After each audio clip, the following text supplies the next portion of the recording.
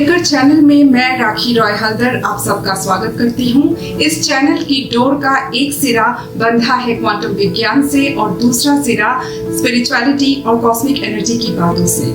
यहाँ हम बात करते हैं ऐसे हकीकत की जो आम हकीकत से जरा हट करके है, जिसके बारे में हम जब सुनते हैं, समझते हैं, जानते हैं तो अक्सर इस सोच में पड़ जाते हैं कि क्या ऐसा भी होता है।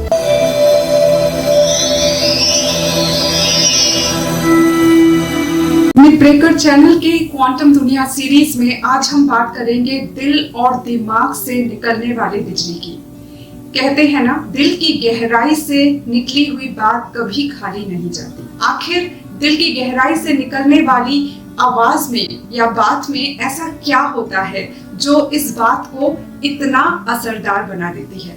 जवाब है इलेक्ट्रोमैग्नेटिक एनर्जी। दिल और दिमाग में इलेक्ट्रिसिटी या इलेक्ट्रोमैग्नेटिक वेव्स होती हैं। इसी वजह से ईसीजी और ईईजी हो पाता है, क्योंकि ईसीजी और ईईजी में दिल और दिमाग के इसी इलेक्ट्रिकल एक्टिविटी का ही रिकॉर्ड पेश किया जाता है। इतना ही नहीं, हमारे भीतर जो प्राण शक्ति है वो भी इलेक्ट्रिसिटी का ही एक रूप है। इसीलिए प्राण के निकलते ही हमारा शरीर हिलना बंद कर देता है और ठंडा भी पड़ जाता है।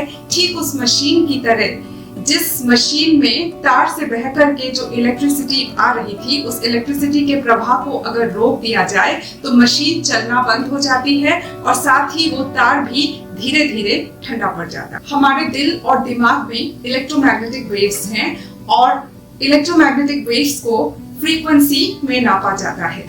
दिल से निकलने वाली बात की फ्रीक्वेंसी इतनी ज्यादा होती है कि वो दिमाग को भी अपने साथ ले लेती है और इस तरह से दिल से निकलने वाली जो इलेक्ट्रोमैग्नेटिक वेव्स हैं, जो इलेक्ट्रोमैग्नेटिक तरंगे हैं, उन तरंगों की फ्रीक्वेंसी ही दिल से निकलने वाली बात को इतना असरदार बना देती है।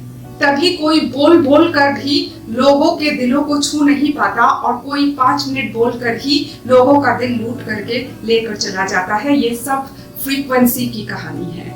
लेकिन दिल से निकली हुई बात किस तरह से हकीकत का रूप ले लेती है, किस तरह से वो वस्तु बनकर के हमारे जीवन में आती है, क्या है इसके पीछे का विज्ञान, हम जानेंगे अपने अगले वीडियो में, जिसमें हम बात करेंगे क्वांटम विज्ञान के स्ट्रिंग थ्योरी की।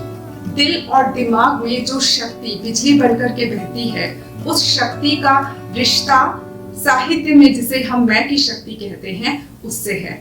इसी मैं की शक्ति पर मैंने अपनी किताब सृष्टि रहस्य में मैं कविता लिखी है। कविता कुछ इस प्रकार है। मैं एक ज्योति हूँ, मेरा होना तन में कनपन भरता है, जिसे तुम दिल की धड़कन कहते हो वह मेरे होने से ही चलता है। नामुमकिन है देखना मुझको, परिचय मेरा तन से ही झांकता है। तुम देख नहीं पाते लेकिन प्रकाश तन में ही बसता है।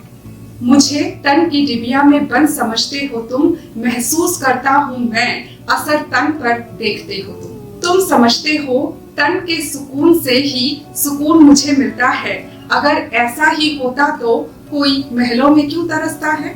मैंने तुम्हें मेरा मुकुट अजनबियों को पहनाते देखा है, तन सुख की इच्छाओं पर अक्सर मरते देखा है। बेतुकी इच्छाओं के लुटेरों ने हमें खूब लूटा है, अलगा कर मुझको तुमसे बार बार टूटा है।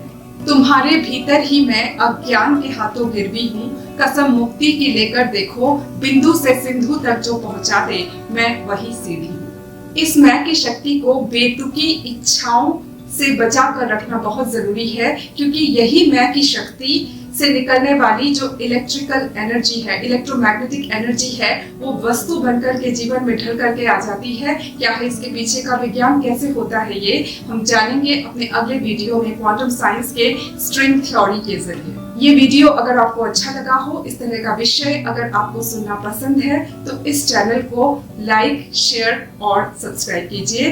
हम मिलेंगे अगले वीडियो में, तब तक के लिए नमस्ते।